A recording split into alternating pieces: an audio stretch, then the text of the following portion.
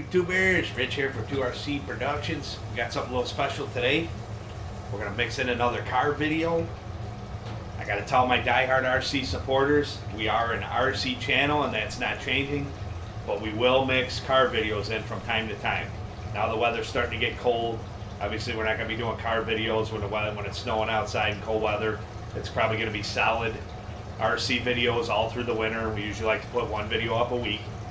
But when their opportunity arises to showcase a vehicle, we're going to take advantage of it because we're very passionate about cars here as well. We love cars. And I would say, let's see, so far we only have 3 car videos out of 106 videos or something. So RC supporters, we're going to keep doing RC. We're just going to mix in the car videos every so often in between. And anyways, RC and real cars kind of go hand in hand to me. So hobbies, real cars. Most people, I think, that are in RC appreciate real cars as well. So having said that, I want to thank everybody for the support ahead of time. Thank everybody for watching. We like those thumbs up on the vids. We're at like 1,910 subs right now, on pace for a 2,000 subs, I'm hoping, by January 1, which would be awesome. And I want to start off by giving you a little background on what we're going to see today. A friend of mine that I grew up with, Mike, he is the owner of this vehicle that we're going to talk about. I've known Mike since 1988. He moved in down the street from me, and we met each other in class at school and just clicked right away, and we're buddies and got our licenses together, and you know, we grew up together. We, you know, going out to the bars and drinking together. I lived with this guy. Was the first person that I lived with when I left my house. I mean, we go way back. We got a lot of history together, getting our licenses, trying to do brake torques in cars that weren't designed to do brake torques, and always had cars through the years. I had cars, Mike had cars, a bunch of our other buddies had cars, and we used to always go out. We'd do the cruises and the hangouts, and we drag race and go to the drag strip and you know, car shows and you name it. I mean, that was a huge part of my teenage life. I took auto mechanics in high school. Mike did as well. We just been into cars for many years. And fortunately, recently, you know, we're middle class, you know, average people, grew up in an average neighborhood. You see what I have here. I have some RC cars, have a vehicle from time to time. I'll have a vehicle or two, but not like we're wealthy by any means growing up. Mike is a working dude like me, was going from different jobs to job, doing different things, working for different guys. And one day he said to himself, I don't know why ain't I doing this myself? I'm working for this guy, I know the business, why not do it myself? So Mike decided to take a chance and open up a very successful now construction outfit. And he started the company, I want to say, about 8 years ago. So since then, he has done really well for himself from the ground. It's not like he's a guy that was born with a bunch of money and, you know, passed down from grandpa and got the silver spoon in his mouth.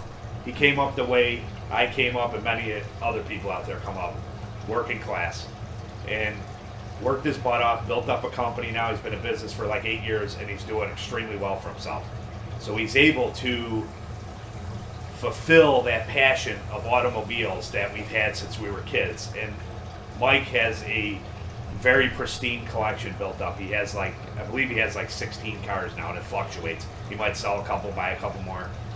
But he has the pristine car, the one of 10, 200 miles on it, 100 miles on it, you know, 2,000 miles on it, cars from the 80s, 90s, whatever.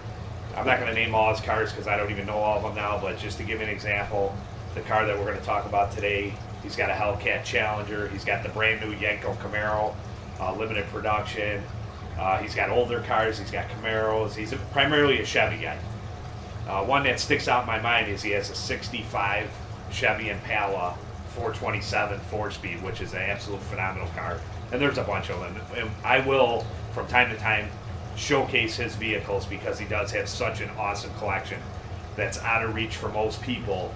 And it's very cool for myself even to share this with my YouTube audience, for people that maybe have never seen one of these cars, may never ever look at one up close, get inside of them. Taking a drive in this car yesterday was an absolute thrill. getting onto the car that we're showcasing. It's a 2008 Ford Mustang Shelby GT500 KR, which they had the GT500, which was a phenomenal car. And then they had the KR edition, which was the King of the Road edition, commemorating 40 years from the initial release of the 1968 Shelby GT500 KR, which is an absolutely, highly sought after car now. So Shelby teamed up, which makes this unique, is not only Ford, but Ford, SVT, Special Vehicle Team, and Shelby got together to design this car. And why his car is even more special than the standard KR, to give you a background. They released 1,000 units, the KRs in '08. And they also had a Super Snake edition, which was a standard GT500 with the Super Snake option, which gave it a lot more performance enhancements and outside cosmetic enhancements, handling and such. His car, okay, the standard GT500 KR, so don't confuse you, 1,000 units, came with 540 horsepower, 500 foot-pounds of torque out of a 5.4 liter dual overhead cam V8 with a supercharger from the factory. In its stock form, a beast, absolute phenomenal car. Mike's version, which he happened to find in Oregon from a guy, had like 280 miles on it when he bought it. It is a one of one. It is a Shelby GT500 KR with all the Super Snake options on it, but in a KR frame with the 40th anniversary, the KR striping. It doesn't designate Super Snake on it, so it's technically what Mike said. It's a one of one Shelby GT500 KR, Super KR is what he called it.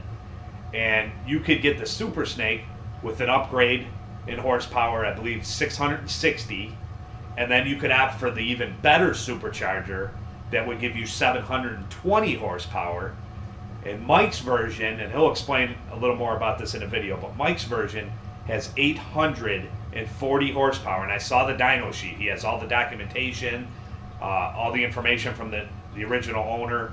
What he had done on this car from the initial cost of the car, not what Mike paid, but the initial cost that this gentleman put into this car was an additional $60,000 on top of the original GT500 KR to achieve 840 horse with the better supercharger and upgraded camshafts, which you'll see in the video. The idling versus a GT500 KR stock, if you look up the videos, and Mike's KR with the upgraded cams is not even in the same category. This car is so radical. When he was coming down the street, I could hear him coming from half a mile away, idling down the street. It is so radical and so insane driving this thing. And this is what I talk about. I talked about this the other day in a little video I posted on Google+. How a lot of the newer cars, even with 400 or 500 horsepower, are not like driving a real muscle car. You put your foot in it, you could take your hand off the wheel, a baby could press the clutch, a baby could shift it. They're like little toy shifters. You slam on the gas, and they go on a straight line and just whoop and hook up and go straight. And you don't have to drive them. You don't have to have any muscle in your leg. You don't have to work the shifter. It's just too easy, in my opinion. I understand that's the way the technology's going, but I'm not down with it. I like the old school muscle cars, and I like the older cars, maybe not that old. Like, to me, the '08 is the last of the real breed of Mustangs. I mean, the 10s, the 13s were pretty cool. The 15s, I'm not down with the 15s. I think they're getting more away from what the Mustang really is about and getting more into this high-tech, like, European vehicle or something, that in the new Camaros and the new Mustangs are starting to morph together and look a lot alike. I think the '08 style is the last of the really cool breed, reminiscent of the 67 to 69 Mustang. That's just my opinion. So getting to this car, he shows up with this thing, and we look it over, and you'll see in the video we take a little ride, and our ride was a lot longer than I videoed, but it was cooler temps yesterday. And this thing's got some serious rubber on it too. It's not like it doesn't have big tires. They're soft compound, humongous tires. I don't know the size on them, but they're big. And it got cold, so the compound obviously gets a little harder, and they don't hook up as much. So he was having trouble getting this thing to hook up. I mean, pretty much any gear, you give it a little bit of gas, and the tires were breaking loose. But he managed to get a little gription in third, up in the RPM range a little bit. And I'm telling you, I've been in a lot of cars in in my life. A lot of high-powered cars. And this thing, the brute G-forces that this thing smashes you in the seat is absolutely incredible. I mean, I rode in Mike's other, he had a Camaro with 1,000 horsepower. I'm telling you, this Mustang is insane when that supercharger starts working. It just puts you in the seat, and the noise, it is so loud. And that you'll see when I'm videotaping. I was wondering what mufflers at first, and they're actually Ford mufflers that came on that car.